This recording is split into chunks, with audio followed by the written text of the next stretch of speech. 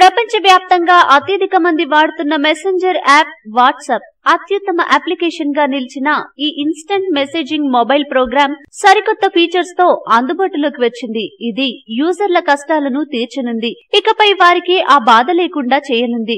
Matter ఏంటంటే, సాధారణంగా WhatsApp ను వినియోగించే వారు పొరపాటుగా ఏదైనా తప్పుగా టైప్ చేసిన మెసేజ్ నో లేదా పొరపాటున పంపిన మెసేజ్ నో మనం ఏమీ చేయలేం. అవతలి వారికి అవి వెళ్లిపోతాయి. కేవలం మన స్మార్ట్ ఫోన్ లో మాత్రమే మనం దాన్ని తొలగించగలం.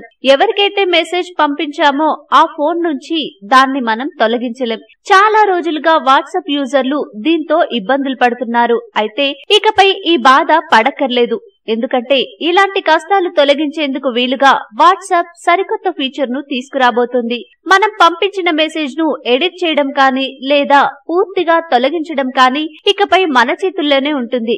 మనం ఎడిట్ చేస్తే అవతలి ఫోన్ లో కూడా ఎడిట్ చేసిన మెసేజే ఉంటుంది. మనం డిలీట్ చేస్తే అవతలి ఫోన్ నుంచి కూడా డిలీట్ అవుతుంది.